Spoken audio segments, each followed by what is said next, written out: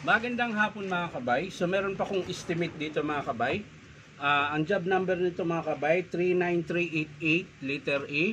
So ang model nito mga kabay ay D25133. So yung selector nito mga kabay kaparehas lang din ang D25032.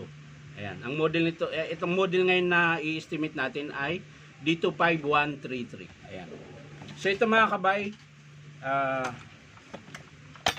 sira po yung switch, ayan. Hindi na po siya nabalik sa dati, ayan. Nakalubog na po siya lagi. Kaya pag sinaksak nyo, ayan, tapos gagalawin nyo yung reverse, aandar siya. Ayan. Tapos namamatay din po yung ayan. Pag nagalaw nyo po ito yung reverse, namamatay. So ibig sabihin sira din po yung reverse niya at switch. Ngayon, iti-testing natin mga kabay yung kanyang hammer. Kung malakas pa ba. So, yan. So, hindi na gumagana yung switch niya mga kabay. Nag-uuna lang siya sa reverse pag pinindot nyo. So, iti-testing natin yung hammer niya mga kabay kasi 3 mode ito. Ayan. Ayan. Ito yung hammer. Ayan. Naka-hammer yan sa mga kabay. Yung arrow na sa baba. Ayan. So, titesting natin.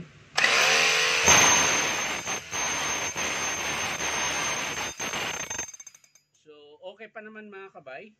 Check natin yung hammer drill. Yung may umiikot.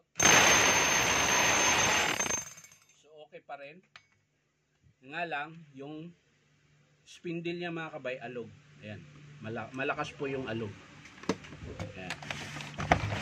So, ito mga kabay, hindi ko na siya bubuksan. Alam na po natin kung ano papalitan natin dito. Ayan. So okay naman yung chipping niya. Hammer okay din. Selector niya mga kabay buo. Ayan. Kasi ang selector nito, ito na yung bakal yung pin. So hindi po siya gaano sirain. So ang papalitan dito mga kabay, hindi ko na siya bubuksan. Papakita ko na lang sa inyo mga kabay kapag in-approve ng customer.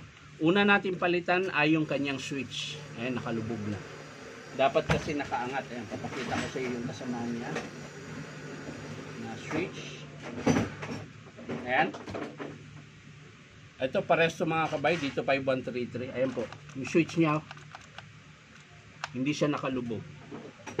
Kukumpara nyo rito. Ayan no, nakalubog na. Para na siyang nakapisil. Ayan. So papalitan natin switch, brush holder, tsaka spindle. Yun lang po yung papalitan dito. Hindi ko na siya bubuksan. Kasi napaandar naman natin. Okay naman siya. So nakita natin dito sa switch niya sira. Dahil naka-on na lang siya lagi. Pero yung reverse, bumabalik siya. Gumaganon. So ibig sabihin pudpud na rin po yung kanyang terminal. Or ano bang tawag nun? Terminal doon sa reverse forward niya. Medyo nahukay na. O lumalim. Kaya pag konting galaw namamatay siya. Ayan. Tsaka hindi po talaga dapat gano'n. Dapat pag sinilik nyo yung reverse, naka-steady lang siya doon. Ito bumabalik na. So papalitan natin yan. So yan lang mga kabay, hindi ko na siya bubuksan. Papakita ko na lang sa inyo mga kabay kapag in-approve ng customer. So maraming salamat mga kabay. Bye bye.